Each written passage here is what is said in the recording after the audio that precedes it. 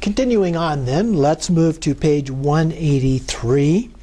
And the Dalai Lama here is talking about essential Rigpa and effulgent Rigpa. So he's trying to give us a little bit better explanation of the difference between those two.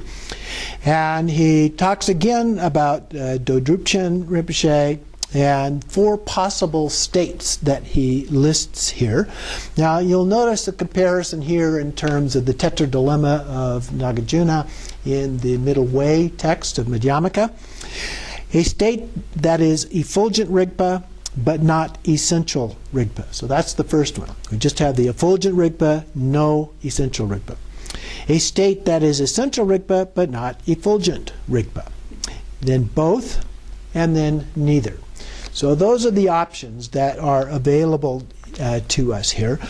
There's a footnote in the text which also then points out a comparison of these to the 4 visions of Togao.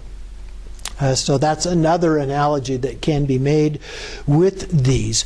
And then he gives a brief explanation of each of these. So the first one, where it's just the effulgent Rigpa, he says is experienced only when the coarse levels of mind and conceptual thoughts are active. Now, when we get into the Togao class and we look at the first vision, we'll find a disparity with that explanation, because at that point the conceptual thoughts are not active, in contrast to what he is saying here. But with effulgent Rigpa, in these 4, what we're talking about it is in the context of Togao. And so what's happening in Togao at the first vision is we begin to see the bindus or tiglis and the vajra chains and those kind of things. So we begin to see those. To that extent then, those could be considered thoughts or conceptualization of those things. So that part is active, and we're aware of those. Then at the second level, here where it's just the essential Rigpa but not the effulgent Rigpa, he says that Rigpa is experienced ultimately, and it is uniquely clear light. So now it's only that essential Rigpa. So we've transcended all of that. But in the 4 visions that it's compared to in the footnote, the second vision actually involves more elaborate visualizations. So that makes it a little bit hard to understand the comparison that is being made here. And in the third one, it is both. A Rigpa attaining its full measure, appearances of the ground, and a firm stance within the essence. So we have both of those things being there. In the 4 visions, again, we're then at the point where we're having even more elaborate visions that are appearing to us as a part of that. So in that sense, again, the comparison, the analogy is not a very direct one as a part of that.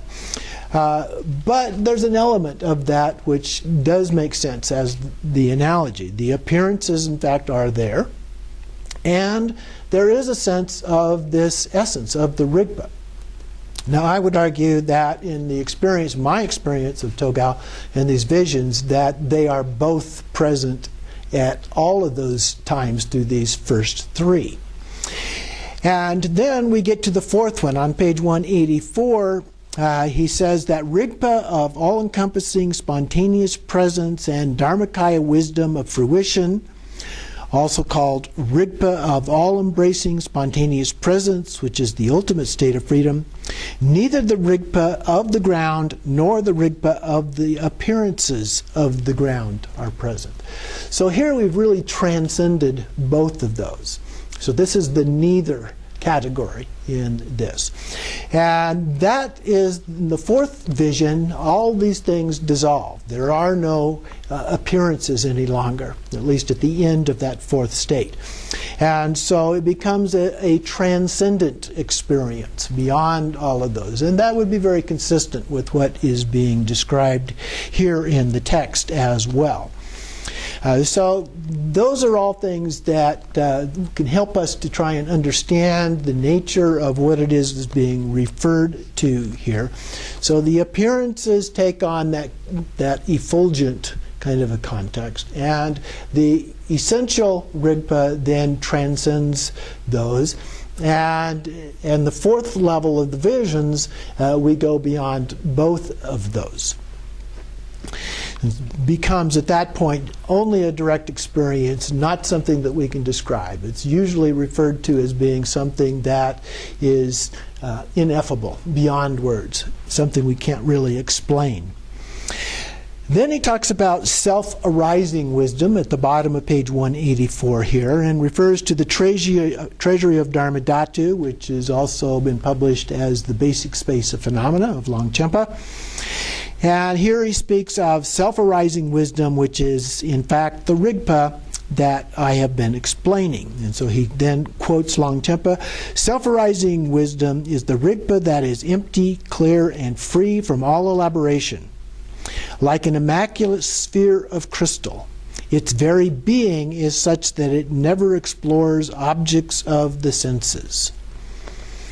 And so then he explains a little bit about that. Self-arising wisdom is Rigpa. It is empty and clear, primordially pure, spontaneously present, like a flawless crystal sphere. And then he quotes Longchenpa again. "When it comes to its own true nature, whether anything arises or not is not the issue. So it is vivid in its natural lucidity, unimpeded in its emptiness, and pristine in its primordial purity." And then Longchenpa continues, "In its true nature, Rigpa is free from any elaboration, and when things arise as its energy, it does not analyze objects outwardly, examine inwardly, or interpose itself in between." So we don't think about this, we just experience it. By simply identifying that non-conceptual, pristine, naked Rigpa, you realize there is nothing other than this true nature, free from elaboration in all its sheer nakedness. This is non-dual, self-arising wisdom. And so then the Dalai Lama comments, Longchenpa now takes the example of a reflection in a mirror, which I've been using as well. So we have the mirror itself is like the essential Rigpa, and the reflection is like the effulgent Rigpa. But the two are really just one. On the next page, 186, then, below the quote, "So whatever arises, Rigpa is not bound by any dualistic grasping whatsoever." And again he quotes Longchenpa, "For a yogin who realizes the naked meaning of Dzogchen, Rigpa is fresh, pure, and naked, and objects may manifest and appear within Rigpa, but it does not lose itself to those objects." So we don't get caught up thinking about the objects or trying to understand what's going on. Dualistic grasping, the source of samsara, is erased. Rigpa resides in all its pristine, naked freshness, and there is no fixation on appearances, nor any urge to suppress or indulge them. So that's a good summary of the basic idea, trying to explain the unexplainable, if you will, as a part of this. Then he continues on, that is the Dalai Lama continues on here with the three modes of liberation, which he mentions just briefly. And there are three analogies to this that are also found in the Dzogchen tradition that he doesn't mention here, so I will insert those. The first one is liberation through recognition of thought. And that is sometimes compared to recognizing a friend in a crowd. You're walking along and suddenly you recognize someone. So recognition of a thought is like recognizing a friend in a crowd. Liberation where the thought frees itself is the second one. And this is compared to a snake tied in a knot that just then goes off and unties itself. And the third one, liberation from thoughts as dharmakaya, without their bringing either benefit or harm. And this is compared to a thief entering an empty house. There's nothing there to steal. It's already gone. And so there's nothing there to benefit or to harm as a part of that. On page 187, then, in the third paragraph, the whole essence of thoughts is such that moment by moment they change and they dissolve. So a thought will cease anyway, in and of itself. The next paragraph, the extraordinary mode of liberation, according to the Dzogchen tradition, is that thoughts have no power to benefit or harm. This is applied across the board for each and every thought. So, thinking makes it so. So we go beyond the thoughts. Anything that comes up just comes up and goes. It self-liberates. So oftentimes Dzogchen is referred to as the path of self-liberation. And then we have the importance of the preliminary investigation. Here he's talking primarily about the preliminary practices of Togao, but he first talks about some terminology, different things, and then comes around to on page 189 in the middle of the page here. In Dzogchen, you have arrived at a certainty in your mind, that is, that the essence is primordially pure. You must have an experience and understanding of that essence as being primordially pure. So as we experience this Rigpa, it has this quality of being pure, absolutely pure. And it gets to be a deeper and more common experience that we have all the time as we go about doing other things, as I have mentioned before. Then on page 191, it talks about the place of analytical meditation, Vipassana type meditations. And the first paragraph, in general, in many of the tantras of the new translation schools, there are no explicit or elaborate references to meditation on emptiness during the main practice, but rather to meditative states of great bliss. Now, in the highest yoga tantra, we do get to the point where we dissolve the visualization and we stop reciting the mantra, and everything goes into a state of emptiness. But then we come back out of that and visualize ourselves as the particular deity of the practice again. And then when we go into the completion stage practices, again, it's this great bliss. We have the four joys, or the four blisses that we experience, and then the four empties and the merging together of the empties and the blisses. And so bliss is a word that is often used in the path of Tantra as a part of what we're trying to accomplish there. But the bliss that they're talking about, even though it may have a normal connotation in the beginning, becomes transcendent bliss, bliss emptiness. Put those together. So it's a transcendent form of bliss rather than a normal physical kind of a bliss that we might experience in daily life. And then at the end of that page, 191, analytical meditation inhibits the arising of great bliss and prevents the attainment of subtler states of mind. So doing analytical meditation, really thinking about these things, can get in the way of this kind of an experience. On page 192, down a little below the middle of the page, talking about Dzogchen, once the yogin has reached the definitive experience, and he or she is maintaining the state of Rigpa as the main practice, no ordinary analysis is employed. Instead, consciousness itself simply rests. And in previous classes in this advanced practice section of our coursework, we've talked a number of times about just relaxing or resting into that state. And so that is the basic idea of the practice. And continuing on after the pictures on page 193 then, since appearances manifest in all their variety, they are emptiness. Form is emptiness, emptiness is form. And then he quotes Nagarjuna down below the middle of the page, since there are no phenomena that do not occur interdependently, therefore there are no phenomena that are not empty. He likes to use the double negative here. If we twist that around and take out the double negative, it comes out something like, phenomena occur dependently, therefore phenomena are empty.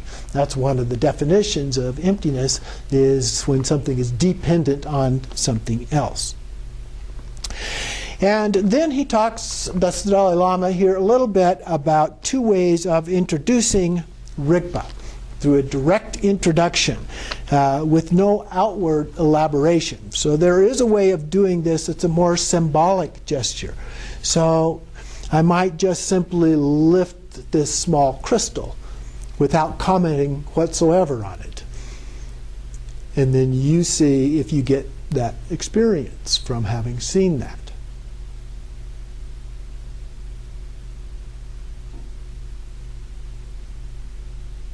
And there are other symbolic things that might be done, or done by lamas periodically, to help do that. And so he then says that the way that this works is that it occurs through the blessings of the master. And that's why Guru Yoga is so important in the Dzogchen tradition. And then he gives 6 ways of direct introduction from Longchenpa, which are somewhat summarized here on page 194. The first one, direct introduction by holding the mind's attention. So just focusing our attention and not losing that attention, kind of a shamatha approach.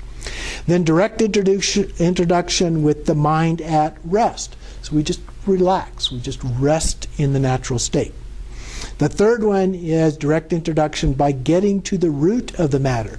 That tends to involve more of a conceptual or vipassana kind of an approach, analytical meditation of understanding the nature of mind. The fourth one is the direct introduction by getting rid of the sense of the sense substantiality. So getting attached to things through the senses. So we get rid of that that substantiality of thinking of things as being substantial. So we look at them more in terms of their illusory nature, if you will. The fifth one is direct introduction in the interval between consciousness and its objects. The gap between thoughts, for example, or the gap that is created between seeing an object and thinking, oh, there's an object. And so we can look at that gap and explore that gap. The sixth one is the direct introduction by causing distraction. And this is the most common way of giving the initial pointing out instructions from a lama, although many of these can be done, and in fact the other classes we've actually talked about a number of these ways. But this one is where we shout, "Pay!" And at that point it can create this interruption in our thoughts, a distraction in our thoughts. But he does point out that the astonishment itself is not the rigpa of Dzogchen. It's more like a stupid dullness of a cow. So we have to be careful about getting attached to that. It's not the distraction itself, but it's the gap that's created by the distraction, and really understanding that. So rigpa is naturally relaxed, pristine, and limpid, or clear, as a part of that. So we have to have a different kind of an experience than just a plain gap. Otherwise, it's like the dullness of a cow, just not thinking. Or another example that has been used sometimes is a cat watching a hole in the wall, a mouse hole in the wall, waiting for the mouse to appear. Not thinking, just focused and waiting. But that's not the kind of focused attention that we're talking about here. There is that luminous emptiness. So the luminous aspect involves some kind of a knowing, that gnosis, through experience. On page 196, the Dalai Lama talks about 4 ways of leaving things in their natural simplicity. His Eminence Jigme Lodro Rinpoche was here giving his Dzogchen teachings, and he used these same 4 in his teachings. The view is like a mountain. Just leave it as it is. The meditation is like an ocean. Leave it as it is. The action and appearances, just leave them as they are. And the fruition and rigpa, just leave it as it is. So we don't try to do anything with these. We don't try to think about them. We don't try to analyze them. And we just let them be as they are. And then he mentions the 3 samadhis here, the samadhi of the all-pervasive seal, the samadhi of great natural abiding, the samadhi of supreme immediacy. And so these are supports for those other 4 ways of leaving things in their natural simplicity. Then down a few lines on the 5th line below that, he talks about Dzogchen, in Dzogchen, whatever manifests arises as the display of Rigpa. Everything, in fact, is the display or a ray of clear light. So we talk about this at a couple of different levels. We talk about it at one as being everything in a fairly ordinary sense, as being the manifestation of Rigpa. And then we talk about it in the context of our view when we are doing Togao practice, where things are projected out from us rather than things that are already there that we perceive. So that's kind of an outward-in view, the first one. And the second one is an inside-out view, where we're looking into the sky. There's obviously not any of those things there, but by doing a meditation on those, they begin to appear. So that one's more of an inside-out version of the Rigpa. Then on page 197, on the second paragraph, third line, there are also spiritual traps, which Longchenpa summarizes as a group of 10 different traps here. So we want to go through those. The first trap is being bound by concepts. So when we begin to think about things, that is a trap. We have to let go of those. Then we have the trap of being bound in non-conceptual states. And so here, we can let go of all of that, but we just let go of it and we're not thinking, but we're also not in that luminous state of knowing. And then the third one is the trap of being caught up in effort. We're trying. As Yoda said, there is no try. Just do. So the fourth one is the trap of grasping at appearances as true. And we believe, oh, those are the real things. But that's a conceptual process. The trap of seeking elsewhere for ultimate truth. Number 6, the trap of grasping at empty forms as having characteristics. Again, we're labeling things. And number 7, the trap of the view of emptiness that loses sight of the true nature. So we have this idea of emptiness which just becomes a void. And then the trap of aimlessly chattering about your realization of Dzogchen. Oh, well, I had this experience, I had that experience, I know this, and it's this way, and it's that way, and so forth. Number 9, the trap of meditation on voidness. So we look at emptiness as just a voidness, or Rigpa as just a voidness. And number 10, the enduring suffering because you are missing the key points. So if you really miss what this is all about, you still get caught up in the suffering of samsara. So those are the 10 traps, so things to kind of watch out for that we can get ourselves caught up in. Page 198, second paragraph, the Dalai Lama says, in general, there is one method of instruction that follows the scholars or panditas tradition, and one that follows the yogins or kushulis tradition. The first one is the scholar's method, and that is described here, he says, in the 7 treasuries of Longchenpa. And those 7 treasuries are in the process of being translated. 4 of the 7 have been translated into English, particularly the 2 most important ones, the basic space of phenomena and the way of abiding. Those 2 we use in our advanced classes.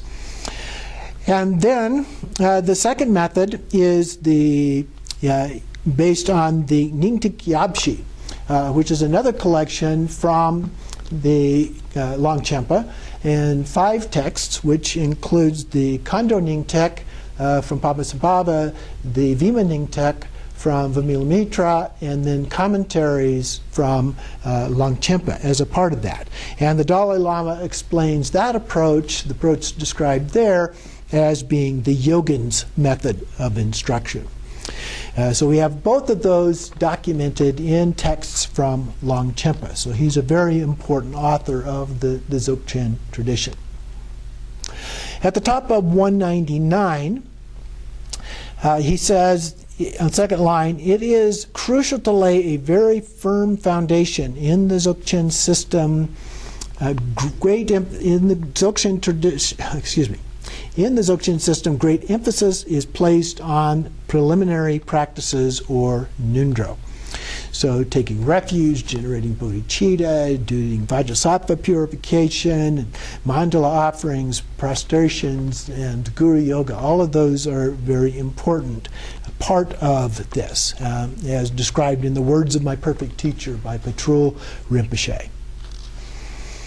And so then finally, in the last part of this chapter, the Dalai Lama gives some parting advice, which you can read here. His emphasis is on the need to focus not just on ourselves, but on society as a whole. When we do these practices, and think about loving kindness and the importance of relating this to others. We know that the very nature of enlightenment itself is like the two wings of a bird. You have to have both the wisdom, which is Dzogchen tends to focus on, and the compassion. So both of those are very important, and he urges us to make sure that we include both of those in our daily practices and the way we go about our days. So that concludes this part of the text from the Dalai Lama.